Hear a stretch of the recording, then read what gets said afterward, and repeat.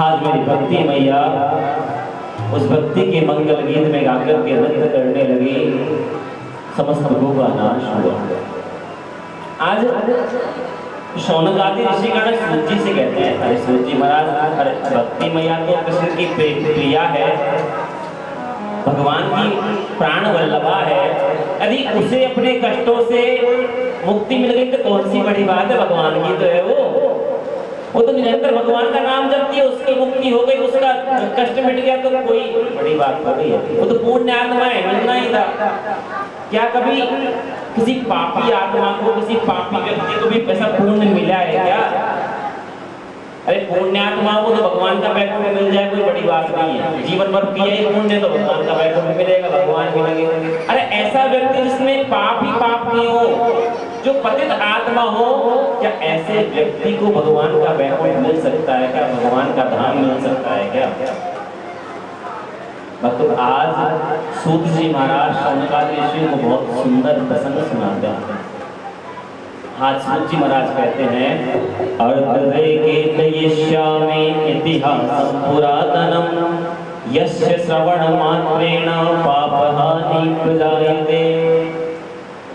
आज बहुत सुंदर प्रसंग सुनाते हैं सूत जी कि तुंगभद्रा तटे पूर्वं उत्पत्तनमुत्तमं यत्र वर्णासु धर्मेण सत्य सत्य कर्म तत्परः। एक तुंगभद्रा नदी के तट पर उत्तम नगर नाम का एक नगर नाम था उत्तम नगर। उस नगर में एक पंडित जी रहते थे जिनका नाम था आत्मदेव। विवाह हुआ, उनकी देवी का नाम था श्रीमती धुंधली देवी। उनकी देवी का नाम था श्रीमती धुंधली देवी। अब भक्तों, उन देवी के गुणों के बारे में तो आपको क्या बताऊं, इतनी गुणी स्त्री, गुणों की खान। पता है उसमें कौन कौन से गुण थे? शायद वो गुण आपके अंदर भी नहीं होंगे। अब तुलना कर लेना कौन कौन से गुण थे उसमें और आप में है या नहीं है वो गुण। कैसी थी? लोक वार्तारता दूरा प्रायशो बहुजल्पिका शूरा चैग्रहकृतेषु कृपणा जलप्रिया। कैसे थी? लोक वार्तारता, इधर की उधर, उधर की इधर। जब तक आस पड़ोस में एक आध दो झगड़े इधर उधर की करके ना करवा देना, तब तक पेट का पानी भी नहीं बचता उसका। बहुजल्पिका, सत्य का तो शायद कभी जबान पे आए वो हमेशा झूठ बोलने वाले। शूरा, लड़ाई में हमेशा तैयार। गृहकृत्येषु, और घर के काम काज में तो बड़ी आलसी है ना। कृपणा कलह, इसका प्रिय क्या थी? कलह। बस या तो किसी के झगड़े करवा दो, यदि किसी के आपस में झगड़ा ना करवा पाई तो खुद किसी से झगड़ा कराए। जब तक झगड़े की मां कोई ऐसी आवाज ना आ जाए ना उसके कानों में, जब तक ना तो भोजन पचता ना पानी पचता। वो बताइए झगड़ा कब होता? जब पंडित जी अपने काम से बाहर जाते, पंडित जी गए, अब तो घर में खूब, मोहल्ले में खूब महाभारत हो। और जैसे इस संध्या के समय पंडित जी के आने का समय होता है, ऐसी बन जाती हो मेरी जैसी देवी तो कोई के नहीं ना। इतनी सती साध्वी पंडित जी के पास कई बार शिकायत पहुंची, महाराज आपकी देवी को समझाओ, इतनी झगड़ालू है, जो देखे बातें झगड़ों करती रहती है। झूठ बोलो, हमारी देवी तो इतनी ऐसी देवी तो कोई हमने पता नहीं कौन कौन से पूर्ण करे तब जाकर हमको मिली होगी, और तुम ऐसे कह रहे नहीं मानी पंडित, बड़े भोले पंडित जी बेचारे। भक्तों इधर पता है वो देवी कैसी थी, एक छोटी सी प्रसंग याद आ गया। कई वर्षों पहले विद्यालय में पढ़ाते थे, कक्षा 8 की पुस्तक, संस्कृत की पुस्तक में एक पाठ था, प्रेमल प्रेमल्याश्च कथा। एक दंपति की कहानी थी, संस्कृत की पुस्तक में कक्षा 8 या 7 की पुस्तक में कथा थी। एक स्वामी था जिसका नाम था प्रेमल, लकड़ा आ रहा था बेचारा, सुबह घर से निकलता, शाम को लकड़ियां काट करके संध्या के समय घर आता थका हारा। एक दिन संध्या के समय बड़ा थका हारा वो लकड़ारा घर पहुंचा, लकड़ी के गट्ठर को रखा और देवी से आवाज है, देवी बड़ा थक गया हूँ, ऐसा करो ना थोड़ा पानी गर्म कर दो, मैं स्नान कर लूँ तो मेरी थकावट मिट जाएगी। हाँ स्वामी अभी अभी करती हूँ, अब चिंता क्यों करते हो, आप एक काम करो, वो जो भगोना है ना पानी गर्म करने का पाठ ऊपर टांड पे रखा है, उतार करके ले आओ। ठीक है उतार कर, हाँ देवी को उतार कर ले आया। अब तो गर्म पानी कर, अरे स्वामी अभी करती हूँ गर्म पानी, आपने कैसी कैसी बात करी, एक काम करो ना तब तक मैं ये काम कर लूँ, आप ये भगोने में जरा पानी भर दो ना एक बार, आप अभी गर्म कर देते मैं देखो। स्वामी ने जल भी भर दिया, देवी पानी भर दिया। हाँ स्वामी अभी गर्म पानी करती हूँ, एक काम करो इस भगोने को आप ना चूल्हे के ऊपर रखो। बढ़िया अभी देखो 2 मिनट में गर्म पानी करती हूँ आपके लिए। उस स्वामी ने उस चूल्हे के ऊपर उस पात को रख दिया, देवी वो पात रख दिया चूल्हे पे। स्वामी देखो वही लकड़ियां पड़ी हैं, उनको एक बार उसमें चूल्हे में लगाकर उसमें सीख लगाओ, उसको चेतन करो, बस अभी आकर के मैं गर्म पानी आपको कर देती हूँ। उसने आग भी जला दी, वो धीरे पानी गर्म हो गया। देवी अब स्वामी ऐसा करो, इसको लेकर के बाथरूम में चलो, अभी जैसे स्नान करके स्वामी आया, महाराज नहा लिए ना, पानी ज्यादा गर्म तो नहीं था, नहीं गर्म सही था। देख लो राम कहते हो मैं घर में काम दाम नहीं करती, देखो इनकी सेवा तो आपकी करती। ऐसे ही देवी धुंधली। भक्तों इधर देव योग से पंडित जी के विवाह को कई वर्ष हो गए, घर में कोई संतान नहीं, घर में गौ माता उसके कोई संतान नहीं, घर में बारंबार तुलसी का बिरवा लगाते, कितना पानी देते लेकिन वो बिरवा सूख जाता। बहुत औषधियां ली, अनुष्ठान किए, जप किए, लेकिन ना तो पंडित जी की संतान, ना घर में गौ माता की संतान, ना तुलसी का वृक्ष लगता। तो एक दिन जब कई वर्षों के बाद में कोई संतान का लाभ पंडित जी को नहीं हुआ, पंडित जी ने सोचा जब घर में संतान नहीं है, पुत्र पौत्र नहीं है, तो इस जीवन को जीकर मैं क्या करूंगा, किसके लिए कमाऊं, धन संपत्ति वैभव, इससे अच्छा तो है मैं मर जाऊंगा। वो पंडित जी बड़े दुखी होकर रोते रोते गए गांव के बाहर जंगल में, कुएं के मुंडे पर बैठ गए, क्या तो मर जाना ही। उसी कुएं के पास में एक संत महाराज बैठे हुए थे। संत ने देखा कि कोई ब्राह्मण है, कंधे पर एक पवित्र है और बहुत दुखी होकर के बैठा है, मैं जाता हूँ ब्राह्मण देव को, पंडित जी को कोई कष्ट है, उनके कष्ट को दूर करने का कोई उपाय करता होगा।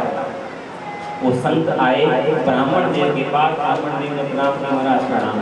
अरे भैया, अरे पंडित जी आप क्यों रो रहे हो, पंडित जी आपको क्या कष्ट है, आप क्यों रो रहे हो। आपने कहा महाराज कोई बात नहीं महाराज, आप बैठो, मेरे दुख तो ऐसा है मैं इसको सही कर भी नहीं सकता, और आप जाओ, मुझे मैं जो कर रहा हूँ करने। नहीं भैया तुम बहुत दुखी हो रहे हो, एक ब्राह्मण इतना दुखी हो एक संत के होते हुए, ये उचित नहीं है, बताओ फिर तुम्हें क्या कष्ट है, तुम क्यों रो रहे हो। कथम रोदिषि विप्रत्वं काते चिंता बलियसि वद स्वरम मह्यम स्वस्थ दुःखस्य कारणम। आपके दुख का कारण क्या है मुझे बताइए ना जरा।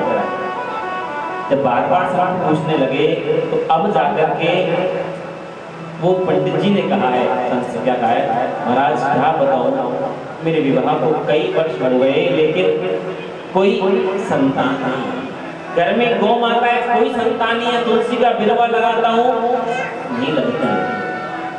अब सोचता हूँ जब इतना मेरे घर में अधर्म हो रहा है तो सोच रहा हूँ कि मैं अपने जीवन को समाप्त करूँ। आज संत कहते ये सब गोविंद की लीला है।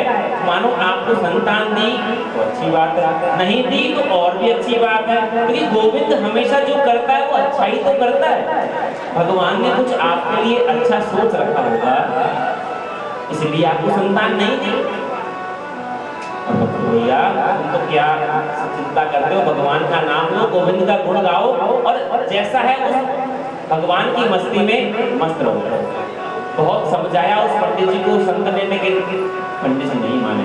महाराज आप बाबा जी आप क्या जानो संतान का सुख क्या होता है। जब मेरा छोटा सा लाला गुटमन चल के मेरे पीछे पीछे आएगो, मेरे संग की भोजन करेगो, मेरे संग की खाएगो, मेरे संग की पिएगो, मेरे पास होएगो और अगर मैं ऐसे कहेगो बाबा बाबा घोड़ा बन जा, हमारी पीठ पे बैठ करके हम घोड़ा बनेंगे, हमारे ऊपर चलेगो, तो बाबा जी तुम बाबा जी हो, तुम्हें क्या पता औलाद को सुख का हो, संतान को सुख का हो, तुम जाओ यहाँ से।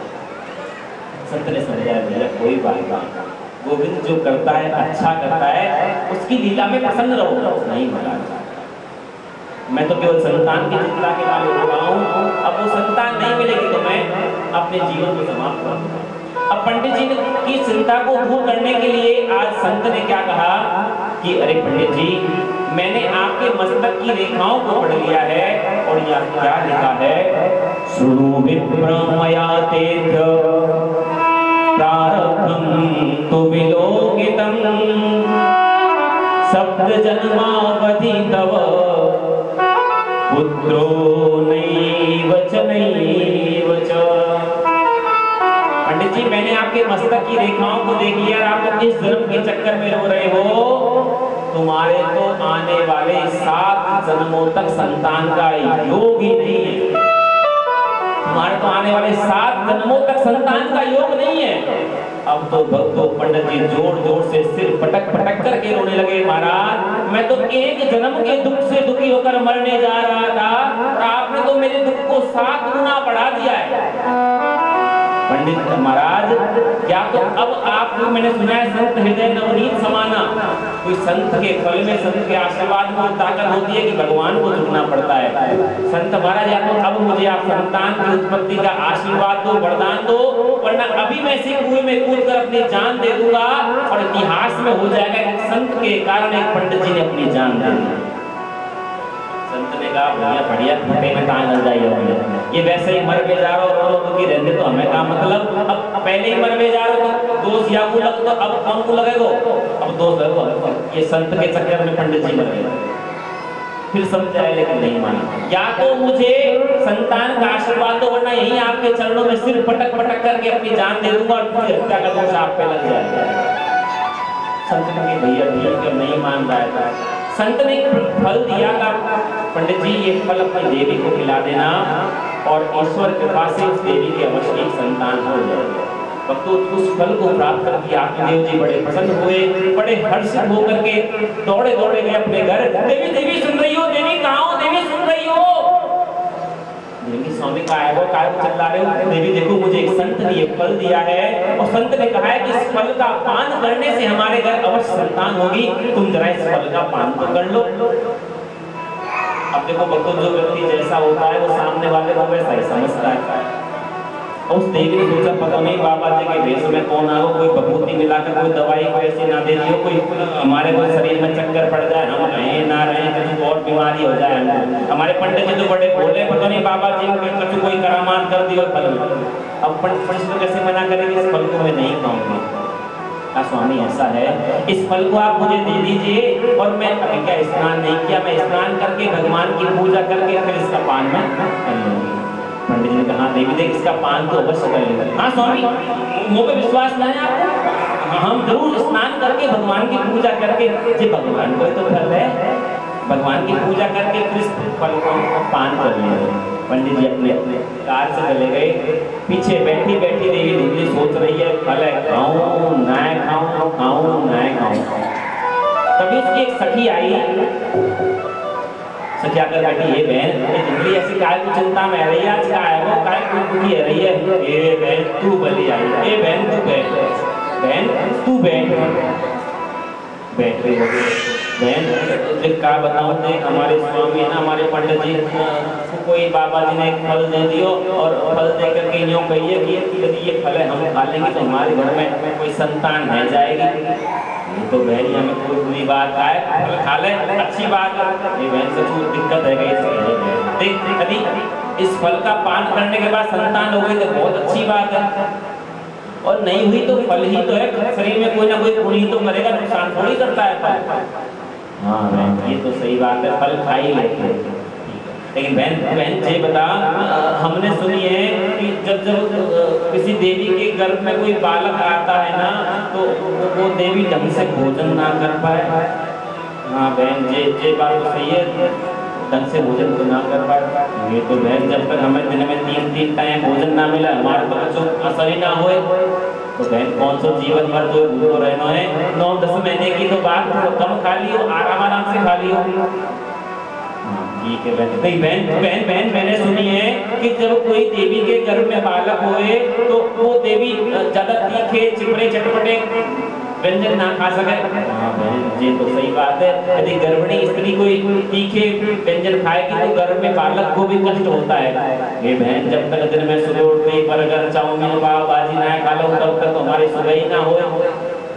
ये तो बहन तो कौन से जीवन पर छोड़ना है, कोई बात नहीं, 9-10 महीने की तो बात है, कच्चू फर्क ना है तो चलो बहन मैंने ये सुनो है कि जब गर्भ में बालक हुए तो वो देवी ज्यादा घर को काम नाम ना कर सके। हाँ बहन ये तो सही बात है। तो बहन फिर यदि हमारे घर में बालक आगा तो हमारे घर गृहस्थी को काम कौन करेगा? ये बहन काय को चिंता कर रही है, तुम्हारी ननद तो है, नंदन को बुला ली, जब घर में बालक होगा तब भी तो बच्चों देगी एक साड़ी, थोड़े दिन पहले बुला लिया 2 साड़ी देती, जो कहा है तेरा घर को काम किया जाएगा लाला को भी। मेरी ननद महाचोटी, ये 9 महीने में तो मेरे घर को साफ करके चली जाएगी, मैं ना बुला रही। क्या फर्क पड़ रहा, बच्चों ले जाएगी 2 की 4 साड़ी ले जाएगी और क्या फर्क पड़ेगा, तेरा कुछ वागना है। और ननदन को कछु साड़ी दान दे पे थे धर्म ही मिले, पाप ना हो। चलो बहन तू कह रही है तुझे, लेकिन बहन मैंने सुना है कि जब कोई गर्भ में बालक होए तो वो देवी ज्यादा दौड़ भाग ना सके। ये तो बहन तो कौन सा ओलंपिक में भाग लेना, तू भाग के कहाँ जाएगी? ये बहन मान लो हमारे घर में आग लगी तो हम तो वहीं चल करके बस में जाएंगे, भाग ही ना पाएंगे। देवी ने कहीं ना गलते ना बोले, मेंढक पहले जाके बैठ गए। बहन ऐसा कुछ भी ना है, कौन सी आग लग रही है तो फले खा ले, घर में बालक हो तो अच्छी बात है। हाँ बहन तू सही कह रही, फले खा ले, फल खा भी लगी। बहन लेकिन मैंने एक बात सुनी है कि सुखदेव जी अपनी मैया के गर्भ में 12 बरस तक रहे। बहन सुनी तो हमने भी ऐसी है। ये बहन ये तो 9-10 महीने की बात करी थी, हमारे गर्भ में बालक कोई भगवान को प्रसाद संत को आशीर्वाद 12-12 बरस रह गए, तो बहन हम तो जिंदा ना रह पाएंगे, ऐसे हम तो ना खा लिया फल। अब वो सखी भी कह देगी कुंडली तेरी इच्छा है तो खा लियो, ना गुरुदेव इच्छा तेरे हाथ जोड़े भैया खाए तो खा लियो, नहीं तो मत तू जाने तेरे काम जाना।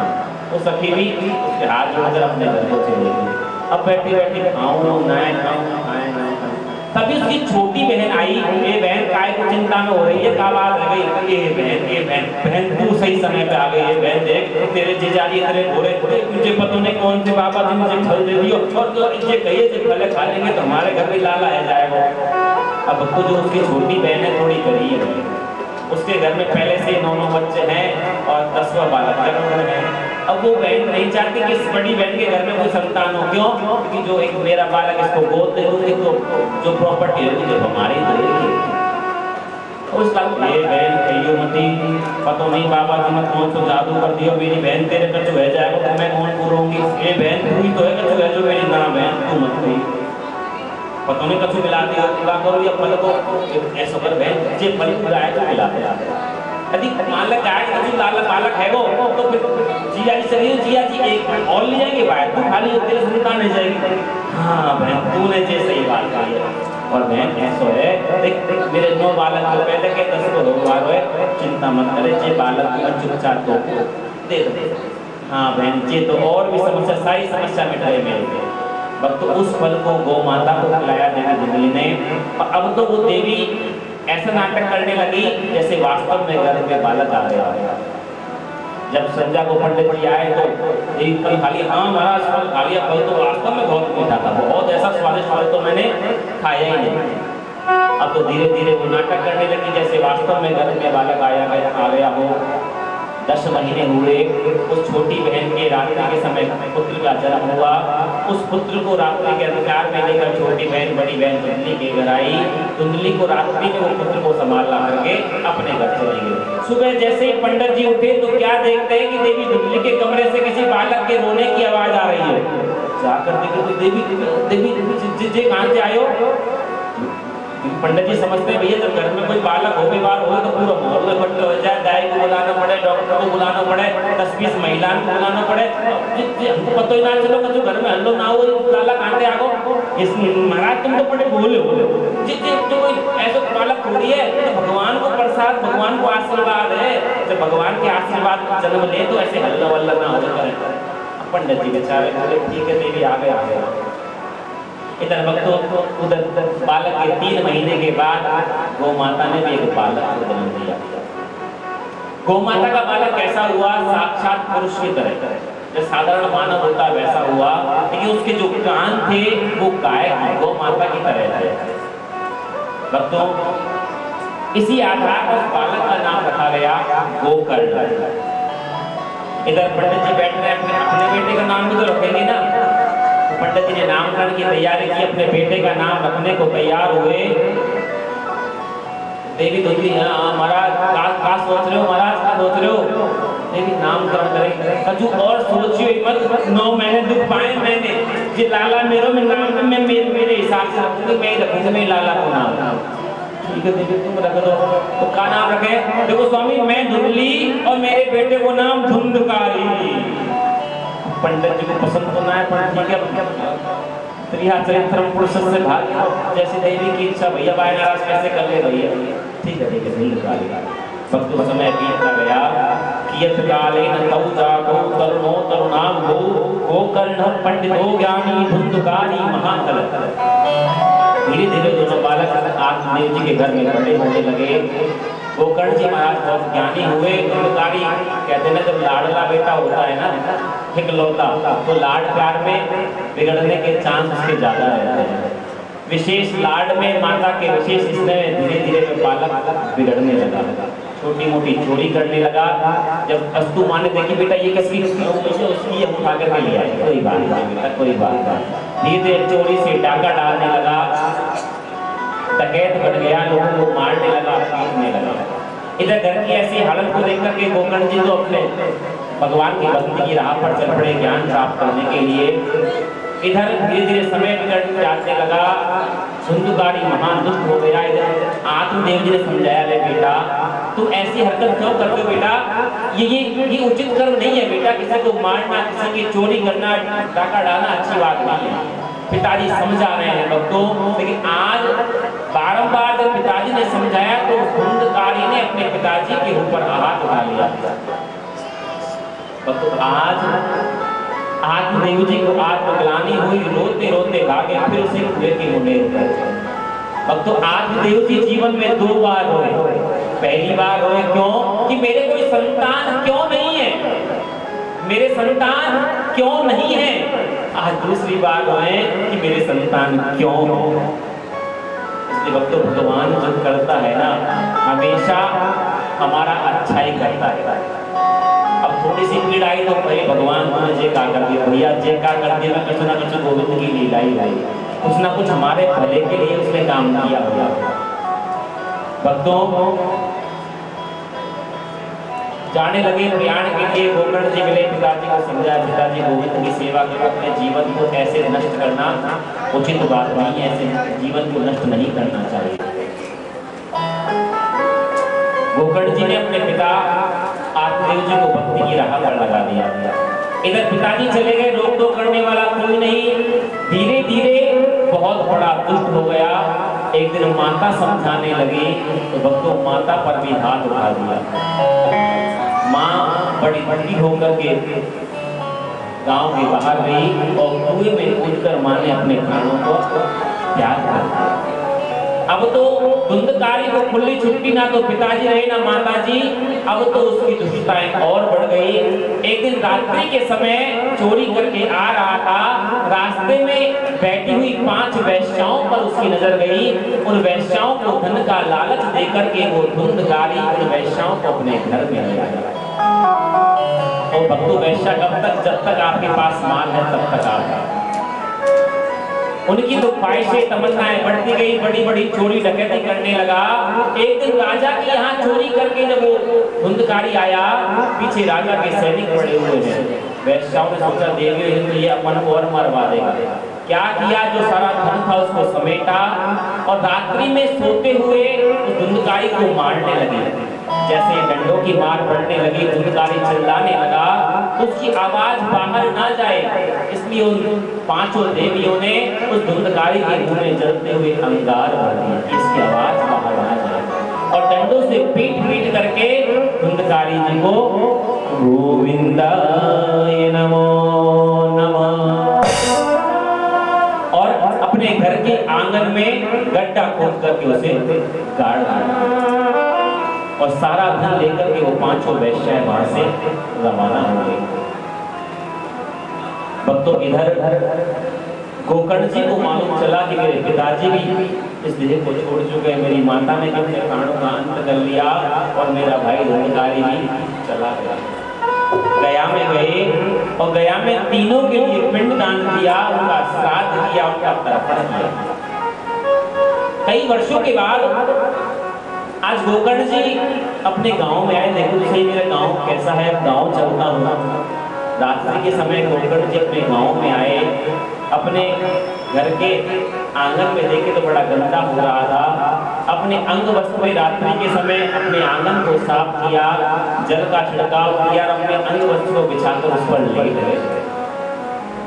भक्तों मध्य रात्रि के समय गोकर्ण जी क्या देखते हैं? सकन्मेष सकद हस्ते सकच्च महिषो भव सकद इंद्र सकच्चाग्नि पुनश्च पुरुषो भव। अचानक एक भेड़ दिखाई दी। थोड़ी देर बाद वो भेड़ गायब हो गई, हाथी बन गया। वो हाथी अंतर ध्यान हुई तो एक भैंसा बन गया। कभी वो भेड़ बन जाए, कभी हाथी बन जाए, कभी भैंसा बन जाए, कभी इंद्र बन जाए, कभी अग्नि बन जाए। वो गोकर्ण जी ने सोचा भैया जे का माया है, जे कौन सी माया है? गोकर्ण जी ने अपने कमंडल पर हाथ में लिया, उस आत्मा पर फेंका। कौन हो भैया? भैया तुम कौन हो? भक्तों प्रेत आत्मा बोलती है अहं भ्राता त्वदीयोऽस्मि धुंधुकारेति नामतः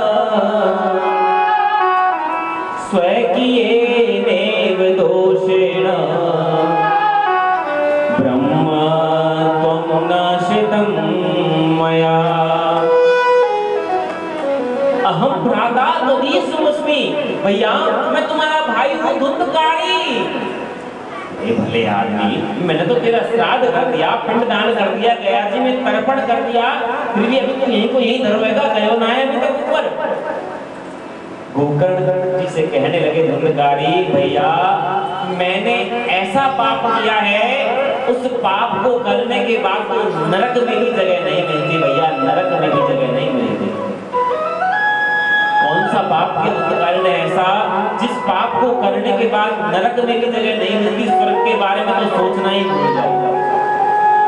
वो पाप है अपने माता पिता को कष्ट देना, अपने माता पिता पर हाथ उठाना, अपने माता पिता से कटु वचन बोलना, अपने माता पिता को दुख देना। भक्तों जो व्यक्ति अपने माता पिता को कष्ट देता है, भक्तों वास्तव में कह रहा हूं उसे नरक में भी जगह नहीं है, मोक्ष का तो आप सोचना ही नहीं। चाहे कितनी ही आप भागवत करा लो, गीता जी कर लो, चाहे दिन में 25 बार भोले बाबा के मंदिर में जल चढ़ा लो, उसकी कभी मुक्ति नहीं होगी, उसे मोक्ष नहीं मिलेगा। जो व्यक्ति अपने माता पिता को कष्ट देता है। लेकिन मैं तो हर कथा में एक ही बात हमेशा कहता हूं, चाहे आप जीवन में कभी भी भगवान का नाम मत लो, जीवन में कभी भगवान का नाम मत लो, केवल अपने माता पिता की सेवा कर लो। जिस व्यक्ति ने अपने माता पिता की सेवा कर ली ना, उस व्यक्ति को भगवान के पास नहीं जाना पड़ेगा, भगवान स्वयं उस व्यक्ति के पास आ जाएगा। क्योंकि भक्तों, भगवान हम सबको इस जीवन में ना सुख और दुख दोनों देता है या नहीं देता? भगवान हमें जीवन में सुख और दुख दोनों देता है, लेकिन वो हमारे माँ बाप ही हैं जो हमें जीवन में केवल सुख और केवल सुख देते हैं। माँ चाहे खुद गीले में सो जाएगी लेकिन बेटे को सूखे में सुलाएगा। पिता चाहे दिवाली पर नए वस्त्र नहीं पहनेगा, 5 वर्ष पुराने वस्त्रों को पहन लेगा, लेकिन अपने बेटे के लिए नए वस्त्र दिलाएगा। पिता चाहे पैदल चलेगा, अपने बेटे को मोटरसाइकिल दिलाएगा। पिता चाहे कम खा लेगा, लेकिन अपने बेटे की मनपसंद वस्तु खिलाएगा। ये सत्य है भक्तों। उस ईश्वर से बड़ी कोई शक्ति है तो वो है माता पिता। अरे उस ईश्वर को उसने देखा है, उस ईश्वर की साक्षात प्रतिमूर्ति हमारे घर में विराजमान है, हमारे माँ और हमारे पिता। जिस व्यक्ति ने माँ बाप की सेवा कर ली ना, उसे कहीं भटकने की जरूरत नहीं है, सीधा मोक्ष में जाएगा, सीधा मोक्ष में जाएगा। और माता पिताओं से भी मैं एक ही निवेदन करूंगा, अपने बच्चों के लिए ना जब जाओ ना जरा धाम को छोड़कर, धन संपत्ति वैभव मकान जमीन जायदाद छोड़कर जाओ या मत जाओ, कोई बात नहीं। क्यों कहते ना, पूत कपूत तो क्यों धन संचय, पूत कपूत तो क्यों धन संचय। भाई पूत यदि बेटा सपुत्र है ना कमा लेगा, और कपूत है तो बर्बाद कर देगा, तो भैया क्यों चिंता करते हो। लेकिन जब जाओ ना तो अपने परिवार में अपने बच्चों को संस्कार दे करके जाना। ऐसा नहीं जब आप जाने लगो ना तो आपके बच्चे डॉक्टर को बुलाने की बजाय वकील साहब को बुलवा ले। संस्कार लेकर जाना। फिर कहते हैं जिस गांव में बारिश ना हो वहां की फसलें खराब हो जाती हैं। जिस गांव में बारिश ना हो वहां की फसलें खराब हो जाती है, और जिस घर में संस्कार ना हो वहां की नस्लें खराब हो जाती है, वहां की नस्लें खराब हो जाती है। छाने से फिर अपने बच्चों को संस्कार देकर जाना, और बच्चों का परम धर्म है अपने माता पिता की सेवा करना।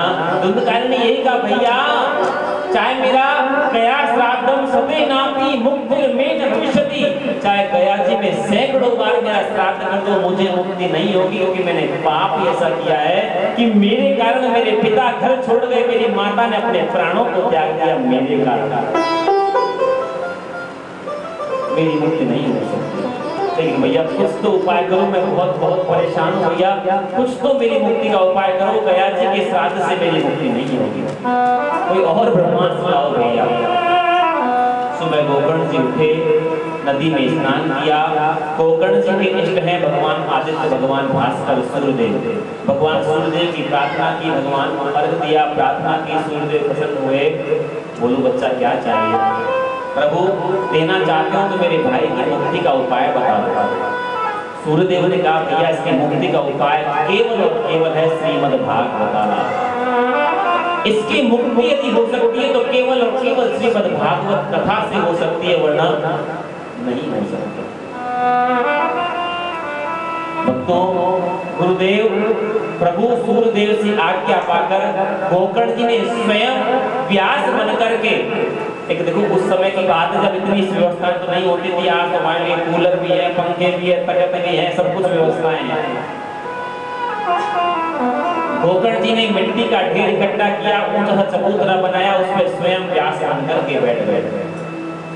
एक आसन बिछाया, उस आसन पर बिछा करके कहा, भैया दुर्गाकारी आसन पर बैठो, हम तुम्हें श्रीमद् भागवत कथा सुनाएंगे। नगर में हल्ला हो गया कि गोकर्ण जी कोई नई कथा लेकर आए हैं, उस कथा को सुनेंगे, चलो। सबकी सब भीड़ लग गई, समस्त नगरवासी पंक्ति लगा लगा करके बैठ गए। दुंदकारी आसन दिया। भक्तों, दुंदकारी किस रूप में? प्रेत रूप में। और प्रेत किस रूप में होता है? वायु रूप में। इधर से तेज हवा का झोंका आया, उधर चला गया, उधर से हवा का झोंका आया, इधर चला गया। भैया मैं कहाँ बैठूं, कैसे बैठूं? ये वायु मुझे एक स्थान पर बैठने नहीं दे रही है। और तो शास्त्रों का, कथा का नियम है, व्यक्ति को एक आसन पर बैठकर कथा सुननी चाहिए। यदि शास्त्र का फल, भागवत का फल लेना है तो एक आसन पर बैठकर कथा सुननी चाहिए। और उस आसन का नाम है सुखासन। जैसे हम बैठे हैं वैसे बैठ के कथा सुननी चाहिए, ऐसे ऐसे करके कथा नहीं सुननी चाहिए। यदि ऐसे करके कथा सुनोगे इसे कहते हैं दरिद्रासन। यदि स्वयं इंद्र भी इस आसन में भगवान की कथा सुनेगा ना तो उसे भी 6 सरी का दोष लग जाता है। भगवान के पांडाल की तरफ व्यास पीठ की तरफ पैर करके नहीं बैठना चाहिए। हाँ, नीचे बैठने में समस्या है तो जैसे कुर्सी पे आप लोग बैठिए, कुर्सी का उपयोग आप कर सकते हो। भक्तों, इधर भैया मैं कहाँ बैठूं, मुझे आसन दो भैया, यहाँ इस आसन पर मैं नहीं बैठ पा रहा हूँ भैया, मुझे आसन दो। भक्तों, आज गोकर्ण जी ने एक 7 फली का हरा बांस मंगाया, उस बांस में उस धुंधकारी को आसन दिया। भैया इसमें बैठकर, इसमें वायु प्रवेश नहीं कर सकते, इसमें बैठकर आराम से आप कथा का श्रवण करो। भक्तों, प्रथम दिवस की कथा हुई, उस सप्तफली के गांठ की प्रथम ग्रंथि फट गई। द्वितीय दिवस की कथा हुई, द्वितीय ग्रंथि फट गई। तृतीय दिवस की कथा, तृतीय ग्रंथि फट गई। और जैसे ही सप्त दिवस की कथा हुई और जोरदार जयकारा लगा, बोलो श्रीमद् भागवत भगवान की जय। सप्तम ग्रंथि फट गई। उस बांस में से एक दिव्य पुरुष प्रकट हुआ, उसको लेने के लिए स्वयं भगवान के पार्षद आए और पार्षद उस दिव्य पुरुष को लेकर के उड़ने लगे। तो ये होता है भक्ति का विलाप। भगवान के पार्षद उस धुंधकारी को लेकर उड़ने लगे। इधर और भक्तों ने कहा कि महाराज की कथा क्या केवल धुंधकारी ने सुनी क्या? देखिए, इसीलिए ना यहाँ पर हर भागवत कथा के पंडाल के पास में एक सप्तफली का हरा बांस लगाया जाता है। इसमें घर के पितरों को आसन दिया जाता है। जो तृप्त पितर है, अतृप्त पितर है, जो ज्ञात अज्ञात पितर है, सभी के लिए आसन दिया जाता है कि हे पितृश्रो, हे पितृ देवताओं, आप आकर के इस आसन में विराजमान होकर के इस पावन कथा का श्रवण करें और इस कथा का श्रवण करके आपकी मुक्ति हो जाए, आपको बल मिले, सामर्थ्य मिले और आपका आशीर्वाद हम सबको मिलता है। इसलिए हर कथा में सप्तफली का ये तृप्त अतृप्त पितरों के लिए लगाया जाता है।